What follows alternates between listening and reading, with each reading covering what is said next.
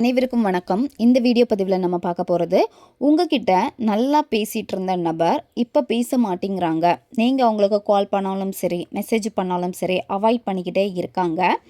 அவங்களா உங்களுக்கு கால் பண்ணுறதில்ல, மெசேஜ் பண்ணுறதில்ல.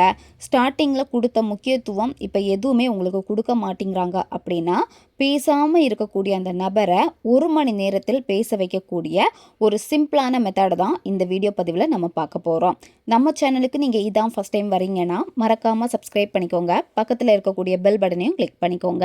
அப்போ தான் நான் போடக்கூடிய வீடியோஸ் எல்லாமே உடனுக்குடன் உங்களுக்கு நோட்டிஃபிகேஷனில் வந்துக்கிட்டே இருக்கும். இப்போது இந்த மெத்தடை எப்படி பண்ணுறதுன்னு பார்க்கலாம். இந்த மெத்தடை நீங்கள் யாருக்கு வேணும்னாலும் பயன்படுத்தலாம். உங்ககிட்ட பேசிகிட்டு இருந்த நபர் இப்போ பேச மாட்டேங்கிறாங்க, பிளாக் பண்ணி வச்சுருக்காங்க, அவங்க அன்பிளாக் பண்ணணும், அவங்களா கால் பண்ணணும் அப்படின்னு நினைக்கிறப்போ நீங்கள் தாராளமாக பயன்படுத்தலாம். யாருன்னே தெரியாத ஒரு நபருக்காக செஞ்சீங்கன்னா வேலை செய்யாது. நீங்கள் ஆல்ரெடி பேசியிருக்கணும், பழகி இருக்கணும், உங்களுக்கு இடையில ஒரு சின்ன பாண்டிங் ஆச்சும் இருக்கணும். அப்படி இருந்தால் மட்டும்தான் இது உங்களுக்கு வேலை செய்யும். இப்போ உங்களுக்கு அவங்கள ரொம்ப நல்லா தெரியும், அவங்கக்கிட்ட நீங்கள் பேசியிருக்க கூட மாட்டீங்க, அவங்களுக்கு நீங்கள் யாருன்னு கூட தெரிஞ்சிருக்காது. இந்த மாதிரி சமயத்தில் அவங்க கால் பண்ணணும், மெசேஜ் பண்ணணும் அப்படிங்கிறதுக்காக இதை செய்கிறப்போ உடனே இது உங்களுக்கு வேலை செய்யவே செய்யாது.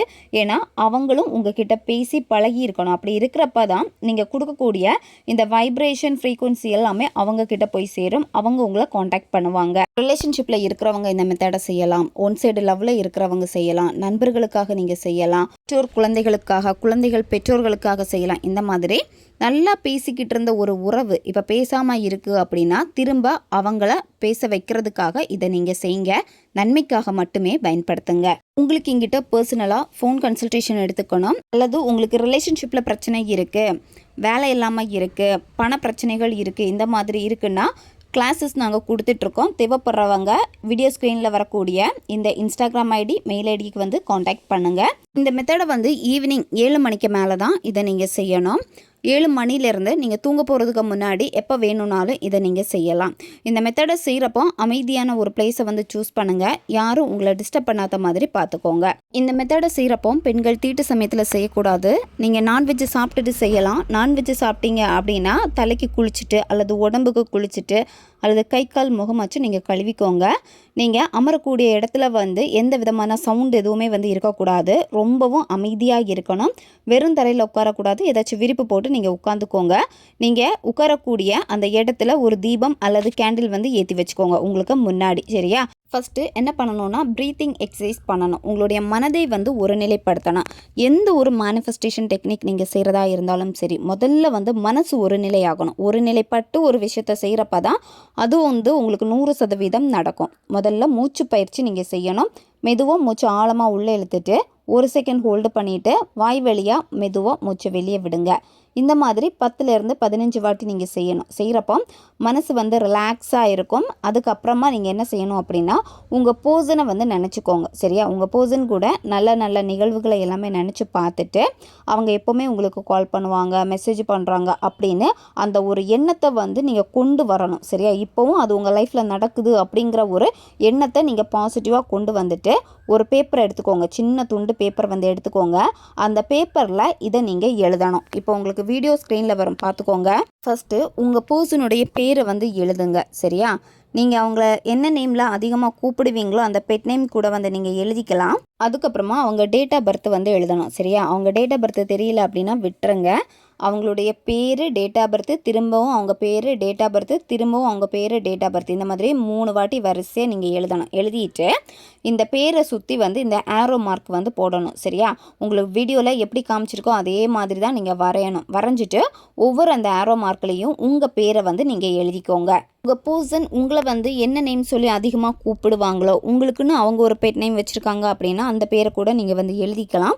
அப்படி இல்லைன்னா உங்களுடைய ரியல் நேமை நீங்கள் எழுதிக்கோங்க. எழுதிட்டு அடுத்து என்ன பண்ணணும்னா இந்த பேப்பருக்கு மேலே ஏதாச்சும் ஒரு பர்ஃப்யூம்னால் நல்லா ஸ்ப்ரே பண்ணிடுங்க. உங்கள் பர்சனுக்கு ஃபேவரேட்டாக இருக்கக்கூடிய பர்ஃப்யூம் பேர் தெரியும் அப்படின்னா அதே பர்ஃப்யூம் நீங்கள் பயன்படுத்திக்கோங்க. அப்படி இல்லைன்னா ஏதாச்சும் ஒரு பர்ஃப்யூம்னால் நல்லா வாசனை வரக்கூடிய பர்ஃப்யூம்னால் ஸ்ப்ரே பண்ணிடுங்க. ஸ்ப்ரே பண்ணிவிட்டு அடுத்து என்ன பண்ணணும் அப்படின்னா இந்த பேப்பர் பேப்பரை உங்களுடைய இடது கையில் வச்சுக்கோங்க. இடது கையில் வச்சுட்டு வலது கையை இந்த பேப்பருக்கு மேலே வச்சுட்டு 2 கையாலையும் லைட்டாக வந்து நீங்கள் தேய்க்கணும். சரியா? அந்த பேப்பரை வந்து தேய்க்கணும். தேய்க்கிறப்போ உங்கள் நபருடைய பேரை சொல்லிவிட்டு call me immediately, call me immediately, call me immediately இந்த மாதிரி 11 வாட்டி நீங்கள் சொல்லணும்.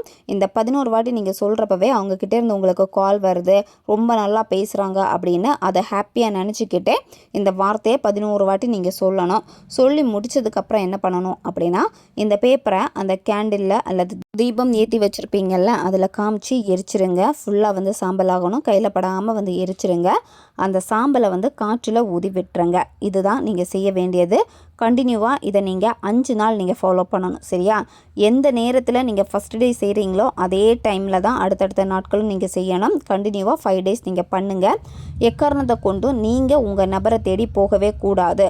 இங்கே நிறைய பேர் பண்ணக்கூடிய தப்பு என்ன அப்படின்னா, மேனிஃபெஸ்டேஷன் பண்ணுறீங்க, பண்ணிவிட்டு உடனே அவங்களுக்கு கால் பண்ணுறது, அவங்க வந்து அன்பிளாக் பண்ணியிருக்காங்களா இல்லை அவங்க வந்து பேசுவாங்களா அப்படின்னு பார்க்குறதுக்காக உடனே கால் பண்ணி பேசுகிறது, இல்லை வேறு நம்பரில் இருந்து கால் பண்ணி பேசுகிறது, இல்லை மெசேஜ் பண்ணி பேசுகிறது, பேசுகிறப்ப வந்து அவங்கக்கிட்ட கெஞ்சுறது, அப்படி இல்லைன்னா அவங்கக்கிட்ட வந்து ரொம்ப கோவமாக பேசுகிறது. ஏன்னா நான் மேனிஃபெஸ்டேஷன் பண்ணிட்டேன், அப்போ நான் எப்படி வேணும்னாலும் அவங்கள நான் டாமினேட் பண்ணலாம் அப்படின்னு சொல்லிட்டு பண்ணுறது. ஏன்னா நிறைய பேர் வந்து கிளாஸ்லேயும் பண்ணக்கூடிய மிஸ்டேக்ஸ் வந்து இதுதான்.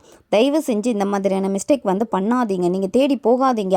நீங்கள் நோ கான்டாக்ட்லேயே வந்து இருங்க. அவங்கள தான் உங்ககிட்ட வந்து தேடி வர வைக்க போகிறீங்க. அப்போ அவங்களுக்கு அந்த ஃபீலிங்கை வந்து ஏற்படுத்தணும். அதுக்காக தான் நீங்கள் இந்த மாதிரியான மெத்தட்ஸ் எல்லாமே நீங்கள் பண்ணுறது. நீங்கள் அமைதியாக இருந்து செஞ்சாலே போதும், அவங்களாம் உங்களை தேடி வருவாங்க. ரிலேஷன்ஷிப்பில் இருக்கிறவங்க ரெட் கலர் பென் வந்து பயன்படுத்திக்கோங்க. நண்பர்களுக்காக நீங்கள் செய்கிறீங்க அப்படின்னா நீங்கள் ப்ளூ கலர் பென் வந்து பயன்படுத்திக்கோங்க.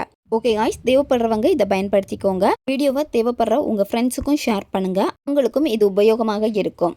அடுத்த ஒரு வீடியோ பதிவில் சந்திக்கலாம். நன்றி.